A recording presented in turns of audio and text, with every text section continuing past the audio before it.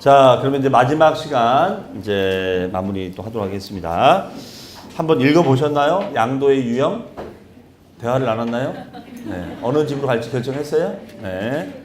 자, 양도의 유형. 양도에는 여러 가지 유형이 있다라고 말씀을 드렸는데, 첫 번째는 매매 계약이에요, 매매. 그렇죠? 첫 번째는 매매 계약이다. 매매. 매매는 누가 신고하는 걸까요? 매도인이 신고하는 겁니다. 매도인이. 그렇죠? 자, 교환은 바꿔주는 거죠. 교환은 바꿔주는 거죠. 그러면 예를 들어서 여기 갑이라는 사람이 있고 을이라는 사람이 있으면 갑이 을에게 토지를 넘겨주고 을은 갑에게 건물을 넘겨주는 겁니다. 건물을 넘겨주는 거예요. 갑은 을에게 토지를 넘겨주고 을은 갑에게 건물을 넘겨주는 거예요. 그러면 이때는 자, 토지를 넘겨주고 건물을 대가로 갑이 받는 거죠. 맞죠? 그 다음에 을은 건물을 넘겨주고 거꾸로 토지를 대가로 받는 거죠. 맞죠? 그럼 우리가 양도라는 것은 대가를 받으면 양도로 본다고 그랬었잖아요. 기억하시죠? 그렇죠? 그러면 갑은 양도세 신고해야 돼, 안 해야 돼요? 해야죠.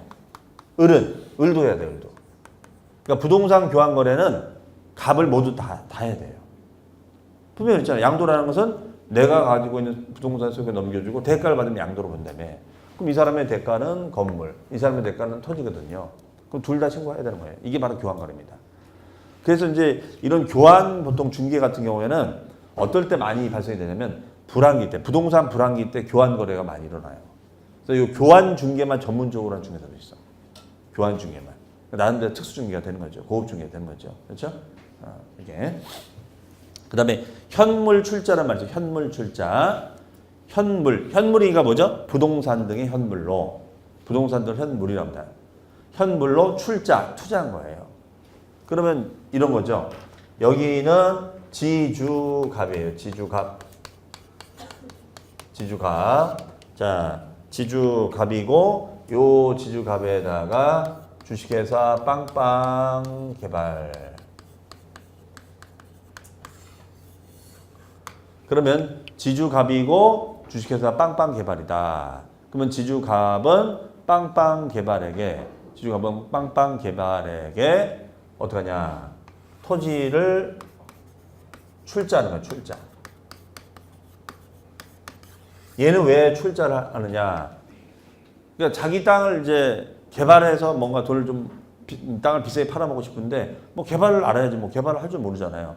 근데 얘네들은 땅은 없어. 근데 개발 뭐 할 줄 아는 거예요.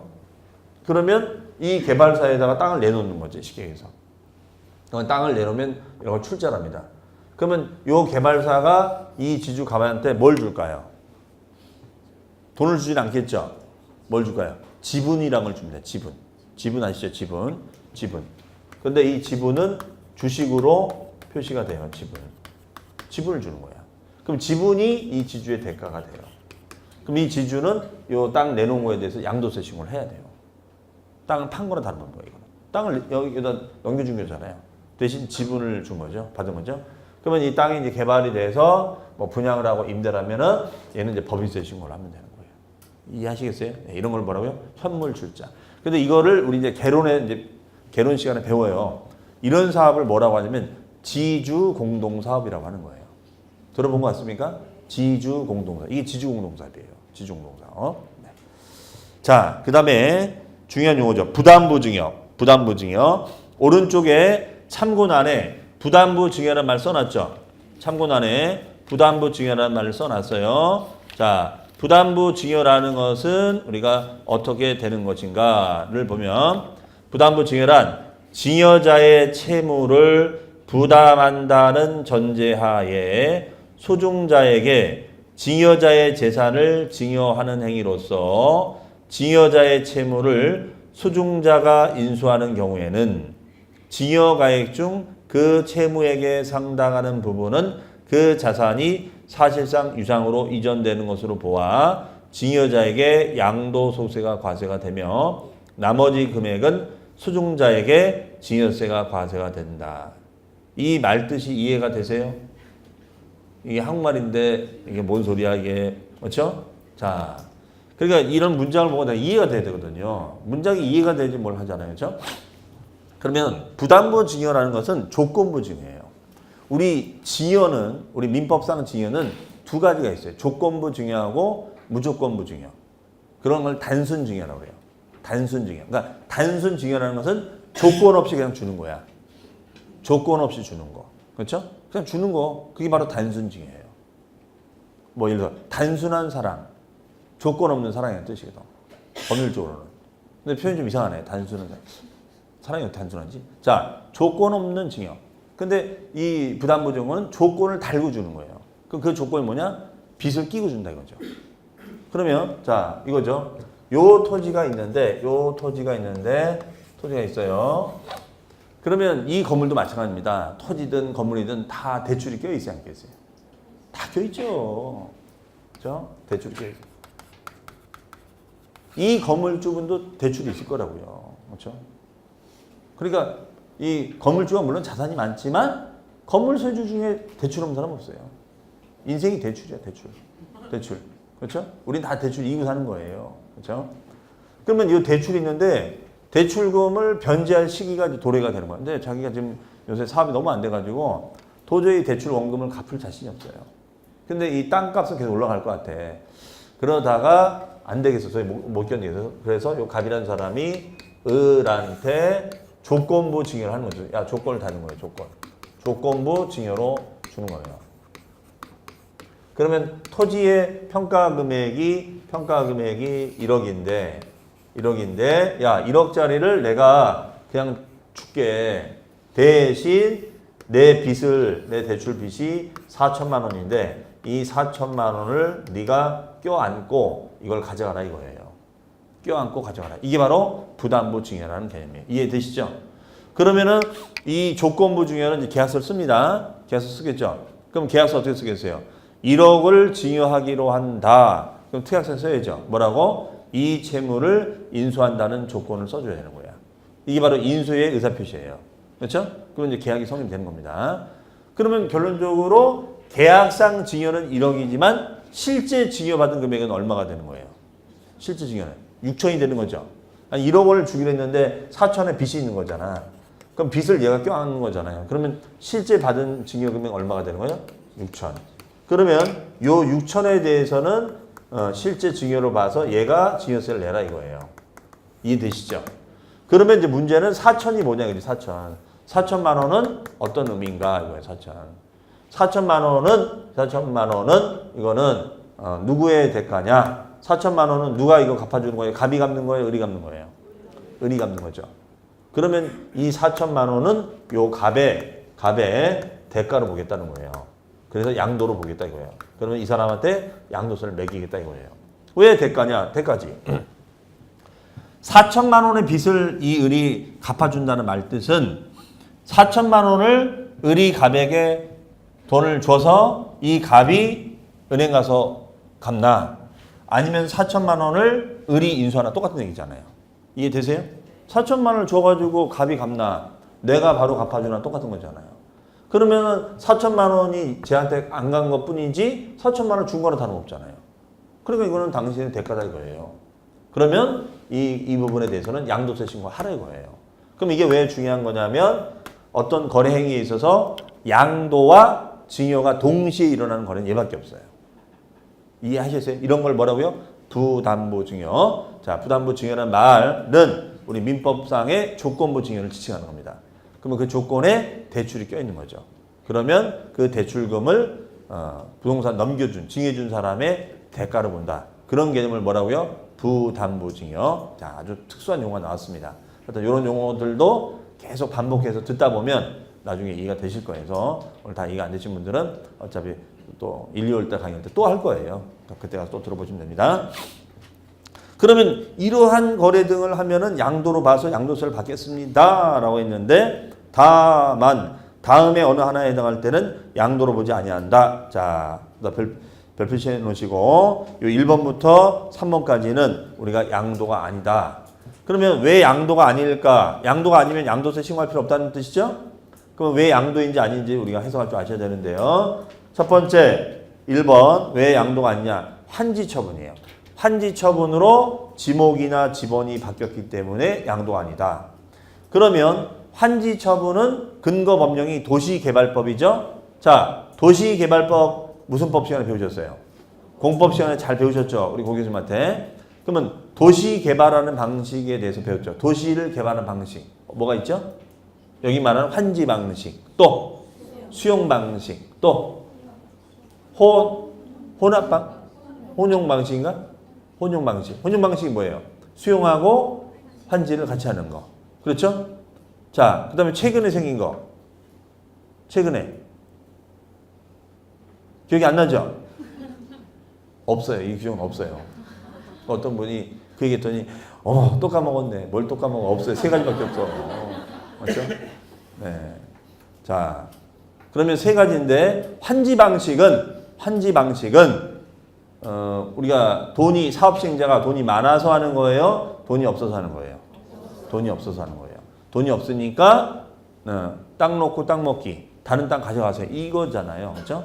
그럼 환지는 엄밀히 말하면 이게 교환이라고 교환. 이것처럼 교환이에요. 땅을 바꿔주는 거니까. 이게 환지란 말이에요. 환지. 그러면 이게 말하면 교환 거래거든. 교환. 그럼 교환 거래는 이거 양도세 낸다고 했잖아요. 그것도 한쪽만 내는 거 아니라 둘 다 내라 이렇게 썼죠. 근데 이거는 교환이 됐지만 양도세를 안 받겠다 이거예요. 그 이유는 뭐냐? 그 이유는 사업시행자하고 지주 간의 관계 때문에 그래요. 그러면 사업시행자는 우리가 어디를 사업시행자로 합니까? 예를 들어서 안성시는 사업시행자 될 수 있어요, 없어요? 안성시. 있죠? 안성시도 할 수 있죠. 아니, 안성시가 여기를 도로도 만들고 뭐 공원도 조성한데 그럼 환지 개발하는 거지. 그렇죠? 그러면 거기 사업시행자 안성시 나와요. 그러면 안성시가 양도세 내겠어요, 안 내겠어요? 안 내지. 안성시가 뭐라고 그래? 아니, 지금 돈이 없어가지고 이거 당신의 땅 개발해주고 우리가 환지하는 건데, 내가 양도세 낼 돈이 어딨냐, 우리 안성시가. 그렇죠? 개발해도 바빠 죽겠는데. 그러니까 이거는 이런 사업을 우리는 무슨 사업이라고 그래요? 공익사업이라고 그러죠. 공익을 위해서 하는 거 아니냐. 안성 시민을 위해서 우리가 하는 건데 무슨 니네 안성 세무서 세금을 뜯어가려고 하느냐 이거죠. 그렇죠? 그래서 이 경우에는 교환 거래긴 하지만 특수한 교환이다. 그러니까 이거는 양도로 본다 안 본다? 안 본다. 안 본다는 거니까 책임 없다는 뜻이죠. 이해되시죠? 네. 그 다음에 두 번째가 자, 토지의 경계, 밑줄, 경계. 경계란 단어는 무슨 시간에 배우셨나요? 경계, 지적법. 이번 또 지적법으로 갑니다. 네. 세법 시간에는 민법 배웠다가, 개론 배웠다가, 네, 제가 바빠요. 그러면 지적법상의 경계 배웠어요. 경계 표시. 근데 경계 표시가 불분명해서 경계를 변경할 일이 생긴 거야. 그래서 교환을 한 거예요. 그러면은 이런 얘기거든. 요 땅이 이렇게 있는데 내가 집이 있단 말이에요. 근데 경계 표시가 잘못된 거야. 그래서 경계 표시를 우리가 이렇게 해야 되는 거예요. 그럼 더 늘려야 되거든. 그러면 이런 과정에서 하다 보니 그럼 이 땅 주인은 뭐 또 불만을 제기할 거 아니에요. 그래서 야 그러면 다른 땅하고 바꾸자 이렇게 된 거예요. 그러면 내가 투기 목적으로 교환한 거예요. 경계 변경 때문에 교환한 거예요. 경계 변경 때문에 한 거기 때문에 이거는 교환 거래로 보지 않겠다 이런 뜻이에요. 그러면 경계 변경이 무슨 뜻인지를 아셔야겠죠. 그래서 경계 변경이라는 말 처음 들어보신 분들은 공시법 시간에 지적법이라는 과목을 들어보셔야 됩니다. 그래서 지적법, 지난달에 지적법이었었죠. 지난달에 못 오신 분들은 다음 달 1월 달에 그 강의를 할 겁니다. 교수님이. 그러면 그때 경계 변경이 저런 뜻이구나. 그때 이제 배우실 거예요. 네. 자, 그다음에 3번 양도담보. 양도담보는 또 민법이야. 자, 이번엔 좀 민법으로 합니다. 한 시간에 민법, 공법, 세법을 다 하네. 그렇죠? 그러면 양도담보는 말 그대로 담보 제공 목적으로 내 부동산의 소유권을 이전해 주는 거. 이게 양도담보예요. 그러면 양도담보의 흐름은 이제 이렇게 돌아가는 거죠. 여기가 채권자죠, 채권자. 그 다음에가 여기가 채무자. 채무자, 채권자 있습니다. 채무자, 채권자. 채무자, 채권자. 그러면 채무자, 채권자가 있어요. 그러면은 채무자가 채권자에게 돈 빌리는 거죠. 그렇죠? 돈을 융통하면은 채권자가 뭐라 그래요? 담보 내놓으라고. 그렇죠? 그래서 담보를 제공한 거예요. 담보 제공. 이거를 우리는 양도담보라고 하는 거죠. 양도담보. 근데 이거는 양도로 본다 안 본다? 안 본다. 왜냐하면 담보 제공이란 말 뜻은 내 부동산을 잠깐 당신한테 맡겨준 거잖아요. 내가 돈을 갚겠습니다라고 의사표시를 하고 맡겨준 거지. 맡겼기 때문에 우리가 제공이라는 표현을 쓰는 거죠. 그냥 내가 잠시 맡겨주는 겁니다. 그래서 계약서를 쓰는 거란 말이에요. 그렇죠? 그러면 이거는 사실상 이전이 된 거예요? 안 된 거예요? 안 된 거죠. 넘어간 게 아니지. 만약에 이 사람이 요 빚을 갚으면 어떻게 돼요? 다시 채권자가 요 부동산 다시 돌려준다라고 계약서에 써 있겠죠. 그렇죠? 다시 돌려준다 써놔야지. 안 돌려줘 버리면은 난리 나는 거죠. 그렇죠? 그러면 이거는 등기는 담보에 대한 등기는 넘어간단 말이에요. 그럼 겉으로 봤을 때는 이게 부동산이 넘어간 것처럼 보이지만 실제로는 넘어간 것이 아니다. 넘어간 것이 아니다 이거예요. 그런데 만약에 요 채무자가 빚을 안 갚으면 어떻게 되는 거예요? 그러면 이제 이런 걸 담보권 실행이라고 하는데 빚을 안 갚으면 그러면 담보부동산 파는 거지. 그렇죠? 경매를 넣든가 해서 팔아서 돈 받아야죠. 채권자가. 그때는 양도가 되는 거야. 이해되시죠? 네. 자, 그래서 양도담보의 그 조건이 있죠. 양도담보 조건이 기업 담보한다는 의사표시가 있어야 되고 채무자가 원래대로 사용수익한다는 의사표시가 있어야 되고 원금 이율 등의 약정이 있어요. 이거는 민법에서 나오는 양도담보 계약이에요. 계약법 보시면. 그래서 이거는 세법상 계약이 아니라 민법상 계약 조건이야. 그러니까 민법에서 나오니까 나중에 한번 쭉쭉 읽어보시면 되겠어요. 이런 조건을 체결하면 양도담보로 본다. 다만 자 밑줄 계약을 체결한 후 뭘 하지 않아서요? 채무 불이행입니다. 채무를 이행하지 않아서 당해 자산을 변제에 충당한 때에는 이를 뭐한 것으로 본다? 양도한 것으로 본다라고 되어 있습니다. 이런 거를 뭐라고 한다고요? 양도담보. 자, 양도담보 조건은 그냥 양도담보는 양도로 본다, 보지 않는다. 보지 않는다. 하지만 만약에 빚을 변제하지 않으면 담보권 실행이 되는 거니까 그 경우에는 뭘 본다? 양도로 본다. 맞죠? 네, 이렇게 보시면 되겠어요. 그 다음에 오른쪽에 한지처분이란 말이 있고 이번에 보류지라는 말이 있습니다. 한지처분이라는 말이 있고 보류지라는 말이 있어요. 요거는 여러분들이 읽어보시면 되겠어요. 이거 다 공법 용어죠? 보류지가 뭐죠? 사업하고 남은 땅, 보류시킨 땅. 저기 바로 보류지죠. 네. 채비지란 말도 배웠죠. 채비지. 채비지가 뭐예요? 콩비지도 아니고 채비지. 네. 채비지는 사업비용으로 대체되는 땅. 그렇죠. 채비. 말이 어렵죠. 그렇죠. 자, 그러면 이제 양도세 계산구죠. 오늘 이거 좀 하다가 마무리 질 건데요. 그렇다면 우리 양도세 계산은 어떻게 하는 거냐? 이제 뭐니도 머니 계산이 중요하죠. 머니 계산. 자, 그러면 나중에 이 표를 다 외우셔야 돼요. 오늘. 지금은 그냥 이런 흐름만 보시면 돼요. 자, 그러면 우리가 지금 배운 게 뭘 배운 거냐면 지난 시간까지 해서 배운 게 양도란 무엇인가? 양도로 보느냐 보지 않느냐. 그다음에 양도로 본다면 과세 대상에 해당이 되느냐 안 되느냐. 그렇죠? 자, 이렇게 보시고 과세 대상이 된다면 차익이 생긴다. 그러면 그 차익에 대해서 우리가 계산을 하자. 그럼 차익에 대해서 계산을 하게 되면은 우리가 세금을 내야 된다. 이거거든요. 그래서 우리가 이걸 공부한 거예요. 대상도 아니고 양도도 아니야. 그럼 양도세 계산할 필요 없는 거잖아요. 예를 들어서 특허권을 매매로 팔았다. 그러면 매매는 양도에 아니에요. 양도죠. 매매 아까 계약이 있었잖아요. 그럼 매매는 양도에 해당이 되는데 특허권은 아까 과세 대상이 있었어요, 없었어요? 없었죠. 기억이 안 나는 것이 아니라 없었어요. 네. 그러면 대상이 아니야. 그러면 양도세 계산할 필요 있어요, 없어요? 없는 거죠. 이해되세요? 네. 자, 만약에 여러분이 갖고 있는 승용차를 교환합니다. 그러면 교환은 양도에 아니에요.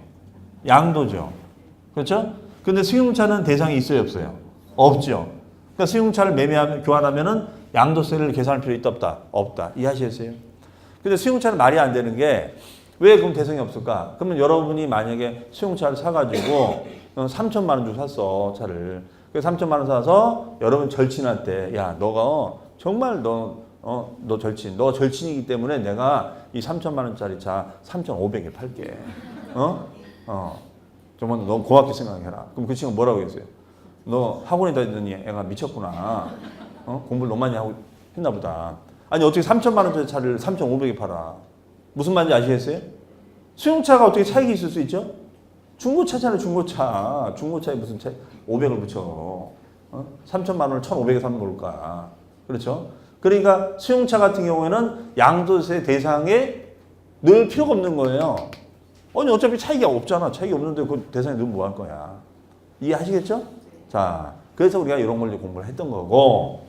그럼 만약에 얘가 뭐 여기서 나대지예요. 나대지를 매매로 팔았다.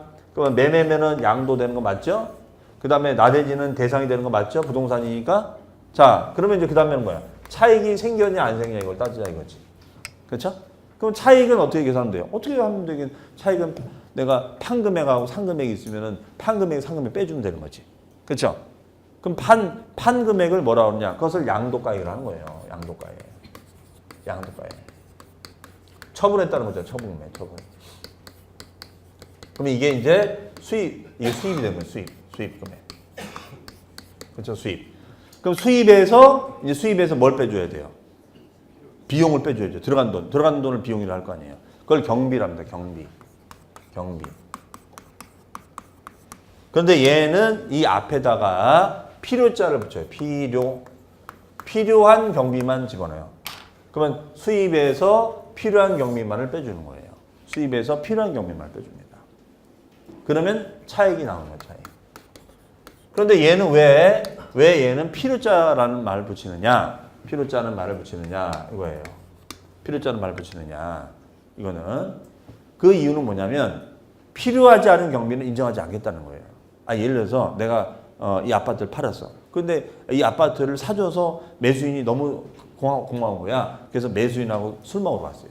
이 작가 가서 제 부동산 팔아 너무 감사합니다. 제가 오늘 접대할게요. 막 먹은 거야. 그렇죠?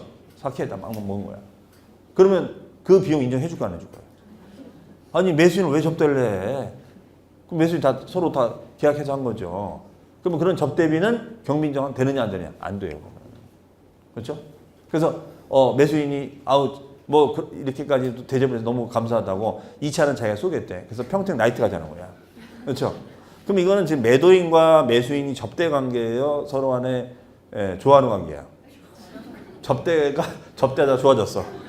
그렇죠? 지금 뭔 짓을 하고 다니는 거야. 그렇죠? 그게. 그거는 인정이 안 되는, 구세청이 인정해 주겠어요? 그래서 평택 나이트 가가지고 막 긁었단 말이야. 평택 호박 나이트 있죠? 호박 나이트. 그렇죠? 호박 나이트가 여러분들 그 브랜드인 거 아시죠? 브랜드가 있어요. 호박 나이트, 샴푸 나이트 있어요. 이게 체인점이 전국 체인점이에요. 그게. 그래서 요 나이트 중개 할 때는 필요한 거야, 이게. 건물 중개할 때. 그렇죠? 그래서 저도 가본 거지. 그렇죠? 네. 상권분석으로 한 거지, 상권분석으로. 그렇죠? 상권분석하고. 자, 그러면 어쨌든 간에, 뭔 얘기하다 갑자기 호박 나이트가 나와요. 까먹었네. 그렇죠? 이거는 필요 경비로 인정한다, 안 한다? 안 한다. 그렇죠? 근데 이런 거는 나중에 기억이 안 나. 그냥 호박 나이트밖에 기억이 안 나. 그렇죠?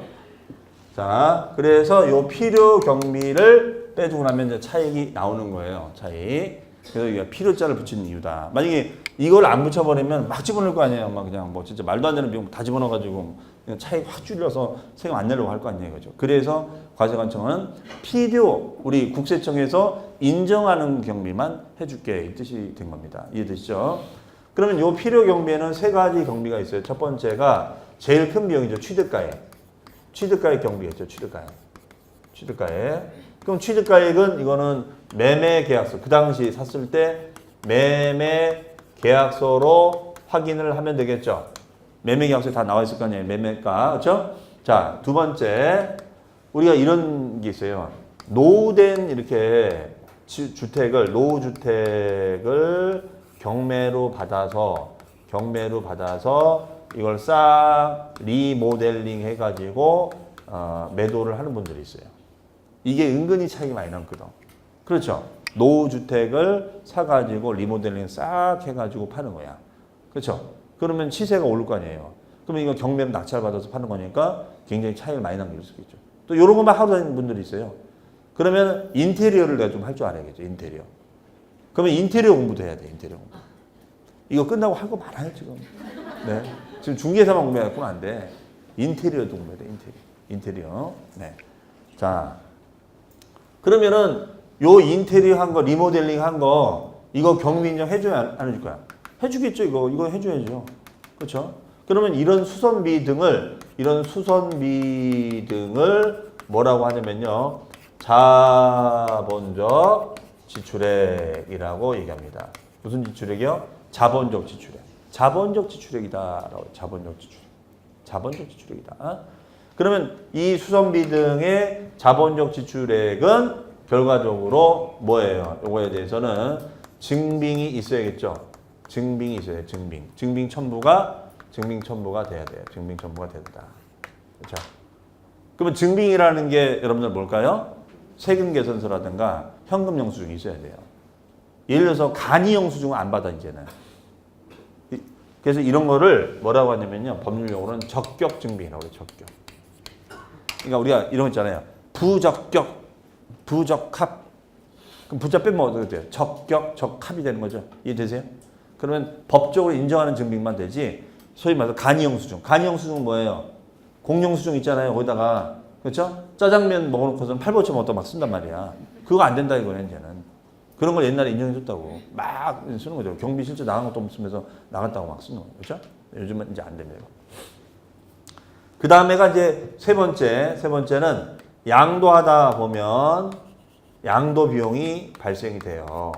양도 비용이 발생이 되는데 요 비용이 양도 직접 비용이 되는 거죠.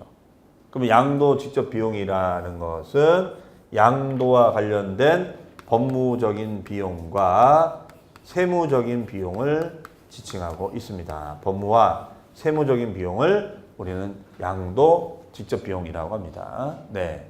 그러면 양도 직접 비용과 반대가 되는 비용을 우리는 간접 비용이다. 간접 비용. 네. 그러면 간접비는 아까 예를 들어서 접대비 같은 거, 접대비. 그 다음에 뭐 이사비. 이런 것들은 인정하지 않겠다 이거. 네. 그럼 양도와 관련된 법무적인 비용이 뭘까요? 당연히 공인중개사한테 중개사법에 따른 중개보수줬잖아요. 그게 법무비용이죠. 중개사법에 따라 나간 거니. 그 다음에 아까 분양권 전면 아까 뭐 붙인다고 그랬죠? 인지. 아마 그 중개사법에 나오죠. 인지 얘기 나오죠. 그럼 인지값 들어가잖아요. 인지값. 그렇죠? 그 다음에 이제 저 등기 비용 발생하죠. 법무사 사무를 맡긴 거. 그런 비용을 말하는 거예요. 그런 비용. 그렇죠? 세무는 뭐냐면 내가 이거 양도세 신고를 내가 나 홀로 신고할 수도 있지만 자신이 없어. 그러면 이거 누구한테 맡겨요? 세무사무소에 맡기겠죠. 그럼 그 사무장님이 대신 신고 전산에 집어넣어가지고 해준단 말이에요. 그러면 신고 비용이 한 돈 10만 원, 15만 원 들어갑니다. 그러면 그것도 경비 인정해주겠다는 거예요. 이해되시죠? 그렇죠? 그러면 이제 이런 것을 얼마큼 인정받느냐가 양도차익을 줄일 수 있는 거죠. 그러니까 여기서 얼마큼 내가 해야지 절세가 될 수 있는지 이제 이게 중요하겠죠. 그러면 이제 차익이 나왔어요. 차익. 그럼 차익이 나오면 여기에다가 곱하기 세율이냐? 그것이 아니라 이 차익을 또 줄여주는 조항이 있습니다. 이 차익을 줄여주는 거. 그러면 얘는 이 이름에 뜻이 다 있어요. 이름에 뜻이 다 있습니다. 자, 얘는 장기 보유 자산을 우대할 목적으로 장기 보유 특별 공제액을 계산하자. 이거예요. 이게 바로 장기 보유 특별 공제액입니다. 장기 보유 특별 공제액. 그러면 결과적으로 요 차익에서 마이너스 장기 보유 특별 공제액을 빼자. 이런 얘기예요. 양도 차익에서 마이너스 장기 보유 특별 공제액을 빼자. 이런 얘기예요. 그러면 이제 요거에서 요거를 이제 빼주는 거죠. 근데 얘는 이름의 뜻이 다 있는 거예요. 이름에 뜻이 다 있죠. 이름에 어떤 뜻이 있어요? 장기 보유를 우대할 목적으로 어떻게 하자? 특별히 공제를 해드리겠습니다. 라는 개념이 바로 장기 보유 특별 공제입니다. 장기 보유 자산 우대 목적으로 특별히 공제해 주겠다. 그러면 여기서 말하는 장기라는 것은 자, 여러분들 귀머거리 벙어리 몇 년? 3년. 그 말 아시죠? 자, 그럼 여기서 장기는 3년이에요. 3년. 3년 이상을 보유해라. 그러면 특별히 당신만 이뻐해 줄게 이 뜻이에요. 이때는 우대를 해주는 거야. 우대. 특별히 우대해 줄게. 우대로 써놨네. 우대. 그렇죠? 그러면 요거를 줄여주는 거니까 세금이 줄겠죠. 그렇죠? 그러니까 이걸 받냐 못 받냐가 되게 중요한 거예요. 그래서 시험에 요 장특공제가 자주 출제가 되는 겁니다. 그러면 이제 또 이럴 거 아니에요. 그럼 3년 모의 못한 사람은 뭐냐 이거야. 3년 모의 못한 사람은 그러면 뭐 아무것도 못 받느냐 이런 얘기죠. 그럼 여러분들 우리 술집에 가면 기본 안주 줘요 안 줘요? 기본 안주 주죠. 뭐 줘요? 기본 안주 뭐 줍니까? 네? 자기가 좋아하는 거 말고 네. 뭐 땅콩 뭐 주잖아요. 그렇죠? 땅콩. 소세지를 공짜로 준다고요? 네? 네. 자, 근데 제가 가본 집이 기억이 나는 게 한 8년 됐나? 구로동에 무슨 호프집을 하는데 여기는 그 기본 안주를 계란을 줘요. 계란을. 그런데 그 계란을 이 불판에 달궈가지고 계란 딱 하나만 줘. 하나를 탁 깨서 주는 거야. 후라이를. 그러면 그 계란 하나가 얼마 안 되잖아 이게. 얼마 되나요? 얼마 안 되잖아. 그런데 되게 인상적이더라고요. 그러니까 손님들이 그거 보시고 많이 가. 그거 하나만 해주는 거야. 딱 하나 딱. 하나 더 먹고 싶으면 그거는 이제 저기 돈 내라 이거야. 그렇죠? 그러니까 이게 인상적이야. 아, 그 호프집은 그거다. 그렇죠? 제 친구가 이제 그 호프집을 하다가 망했어요. 근데 망했는데 걔는 이제 뭘 줬냐면 기본 안주를 무슨 계란말이가 있는데 거기도 계란이야. 계란말이 줬는데 빨래판에다 준 거야. 빨래판 아시죠? 빨래판. 이게 유행한 적이 있었어요. 그래서 뭐 빨래판에다가 빨래판 아시죠? 이 빨래판에다가 계란 이만큼 많이 준 거야. 그렇죠? 근데 저도 이렇게 딱 보는데 기분이 되게 나쁘더라고. 무슨 빨래판이야 이게. 그랬더니 이게 이벤트라는 거야. 무슨 이벤트를 이런 걸 하냐고. 결혼 좀 망했어. 아니 좋은 데다 줘야지. 근데 이게 뭐 한동 유행한 적이 있었어요. 빨래판에 막 주고 뭐 신기하다 뭐 이렇게. 전혀 우리는 신기하지 않아요. 그 많은 거지 왜 여기다 줘. 그렇죠? 네. 그러니까 장사도 해본 사람이 해야죠. 자, 그래서 우리가 요 장기 보유 특별공제를 못 받는 사람은 억울하잖아요. 알았습니다. 그러면 술집에 가면 기본 안주 깔아주는데 그러면 당신도 기본 공제 주겠다 이거예요. 그래서 한 번 더 빼줘요. 그러면 이제 요 공제를 하고 나면은 요거를 양도 소득 금액이라고 그래요. 소득 금액. 그러면 이제 소득 금액이 나왔잖아요. 요게 이제 나왔어요. 요게 나왔습니다. 그러면 양도 소득 금액에서 마이너스 기본 공제라는 것을 차감을 해 줍니다. 기본 공제라는 것을 빼줘요. 양도금에서 요 기본 공제라는 것을 차감을 해 줍니다. 자, 그러면 요것을 뭐라고 하냐면 과세 표준이다라고 얘기합니다. 과세 표준. 이게 과표예요. 이게 과표가 됩니다. 그럼 과표에다가 곱하기 세금 요율 이렇게 우리가 될 수 있겠습니다. 그러면 요 순서를 다 외우셔야 돼요. 나중에는 순서를 다 외우시면 됩니다. 그럼 일단은 지금 흐름만 보는 거예요. 일단은 제일 먼저 뭘 구한 거예요? 차익을 먼저 계산하는 거죠. 차익을. 두 번째는 뭘 계산하는 거예요? 소득금액. 세 번째 뭘 계산한 거예요? 과표. 그러면 결론적으로 양도금액에서 몇 번 빼줘요? 양도금액에서 경비 한 번 빼주고 장특공제 한 번 빼주고 기본공제 한 번 빼준 거죠. 그렇죠? 그러면 이제 과표가 나온다 이거예요. 일단 이 순서를 나중에 다 외우셔야 됩니다. 그러면 거기다 제가 백박스에다가 뭐 계산구조 써놨죠. 자, 일단은 양도차익은 설명드린 대로 양도한 가액이라는 것은 양도로 들어온 수입을 말하는 거죠. 수익금액에서 들어간 경비. 이때 경비는 그냥 경비는 안 되고 필요한 경비만 된다고 그랬죠? 그럼 거기에는 뭐가 있어요? 취득가액 경비, 자본적 지출의 양도 직접 비용. 자본적 지출이라는 것은 이렇게 수선비 등의 비용을 말한다고 그랬었죠? 그 다음에 양도 직접 비용이라는 건 무슨 뜻이었어요? 양도와 관련된 법무적인 비용, 세무적인 비용을 지칭한다라고 했었죠. 네. 그럼 양도 차익이 나오고, 그럼 양도 차익에서 마이너스 무슨 공제를 해줘요? 장기 보유 특별 공제를 해줍니다. 그러면 차익에다가 일정 공제율을 곱해주는데 연 몇 프로? 3%씩 해주고, 다만 1세대 1주택자는 연 8%씩 10년 이상 보유하면은 80% 한도로 공제를 준다라고 돼 있죠? 네. 그거는 나중에 외우시면 돼요. 그러면 이제 소득 금액이 나오고 그 소득 금액에서 야 그러면 누구는 해주고 누구는 안 해주냐? 나도 해줘. 알았어? 기본 깔아줄게. 그게 바로 뭐요? 기본공제. 기본공제는 연 얼마예요? 250만 원. 그러면 결론적으로 뭐요? 여기서 3년 이상 보유를 한 사람은 이것도 받고 이것도 받는데 이분이 만약에 2년밖에 보유가 안 됐다. 그러면 양도 금액이 1억이고 들어간 비용이 다 정산해 보니까 5천만 원이야. 그럼 1억에서 5천만 원 빼주면 얼마요? 5천만 원. 맞죠? 그러면 5천만 원에서 장기 보유 공제를 해주는데 얘가 2년밖에 보유가 안 돼 있으면 빵원이 되는 거죠. 그러면 소득 금액이 얼마 돼요? 5천만 원. 그럼 5천만 원이 되는 거죠? 5천만 원에서 얼마 빼주겠다는 거예요? 250만 원 빼주는 거죠. 그럼 5천에서 250 빼주면 얼마야? 4,750이 갚아야 되는 거예요. 이해하시겠어요? 무슨 말이죠? 네. 자, 그러면 이렇게 이제 과표가 나오고 세율이 6에서 40%짜리도 있고 6에서 40% 이게 2018년도부터는 42% 적용 예정이다. 이런 세율을 초과 누진 세율을 하는 거죠. 그 다음에 50% 40% 이런 거를 차등 비례 세율. 그렇죠? 아까 했었죠. 50%는 아까 분양권 전매 같은 거는 아까 뭐라 했어요? 1년 미만 50%고 1년 이상 2년 미만은 40% 됩니다. 어쨌든 이러한 세율을 해서 산출세금을 계산하고 산출세금이라는 것은 이제 계산되어 나온 세금이라는 뜻이에요. 그럼 이 세금을 무슨 신고하라? 확정신고하고 예정신고해라. 예정신고는 아까 말씀드렸죠? 과세기간 중에 매도하자마자 신고하는 게 무슨 신고? 예정신고. 1년 끝나고 나서 신고하는 게 무슨 신고? 확정신고다. 이렇게 했었어요. 맞습니까? 네, 그렇게 보시면 되겠죠.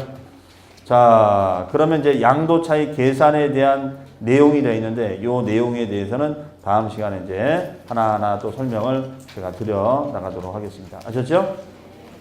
자, 그러면은 오늘 한 거 잠깐 복습하면 오늘 우리가 뭐라 하냐면 소득세가 뭔지를 했었어요. 소득세가 뭐냐? 소득세 종류에는 우리가 합산해서 과세하는 소득을 종합과세소득. 그 다음에 퇴사해서 퇴직금을 받거나 부동산 땅 팔고 집 팔아서 생기는 양도소득은 무슨 과세? 분류과세한다. 그렇죠?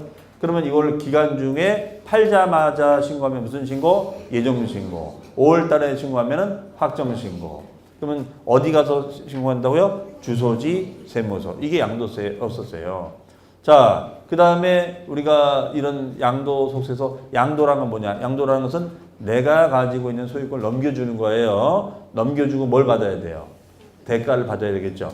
그러면 유상 이전이 된 것을 양도다. 다만 넘겨줄 때는 등기 등록을 따진다 안 따진다? 안 따진다. 안 따지는 실질 과세한다. 이렇게 했었죠. 그렇죠? 그 다음에 과세 대상은 뭐 부동산도 있지만 부동산에 관한 권리도 있었고 뭐 주식도 있었고 뭐 선물 옵션 이런 특수한 것들도 있었습니다. 그러면 양도로 보느냐 안 보느냐 대상이냐 아니냐를 따진 이유 말씀드렸고요. 그럼 대상이 됐는데 팔았는데 차익이 생겨야 돼. 근데 팔았는데 차익이 없을 수도 있나요? 그럼요. 아까 했잖아요. 무피 마피 했잖아요. 그렇죠? 그러면 차익이 있었을 때는 세금을 계산하는데 이때 계산 순서는 양도한 금액에서 일단 들어가는 경비를 뺀다 이거죠. 그럼 경비에는 취득가액 경비 제하고 수선비 등의 자본조 지출 제하고 양도비용 다 제하는 거죠. 그러면 차익이 나오고 차익에서 무슨 공제 준다? 장기 보유 특별 공제 준다. 그러면 소득 금액이 나오고 야 누구는 해주고 누구는 안 해주냐. 알았어? 울지 마. 기본 공제. 기본 깔아줄게. 얼마? 250. 그러면 과표가 되는 거죠. 그렇죠? 그럼 분양권 전매 같은 경우에는 장기 보유 안 하잖아요. 분양권을 3년씩 갖고 있는 사람 어디 있어요. 그러니까 분양권 전매는 장독 공제가 없는 거야. 대신 분양권 전매는 기본 공제 250을 받아요. 그럼 거기서 세율을 때려주면 된다 이거죠. 아셨죠? 네. 자, 그러면 자세하게 이제 뭐 필요경비 요거는 어떻게 되는 건지는 이제 다음 주가 이제 종강주가 되네요. 그렇죠? 다음 주에 이제 마무리 짓도록 하겠습니다. 그러면 12월이 이제 마무리 되는 거죠. 자, 그럼 세월이 빨리 갑니다. 시간이. 그렇죠? 네. 자, 그럼 오늘도 고생하셨고 내일은 무슨 과목이죠? 네. 이제 외울 때 되지 않았어요? 과목을? 개론, 학개론. 개론도 잘 들어보시기 바랍니다. 아셨죠? 네. 자, 그러면 저는 다음 주 시간에 뵙겠습니다. 수고 많으셨습니다. 감사합니다. 고맙습니다. 네.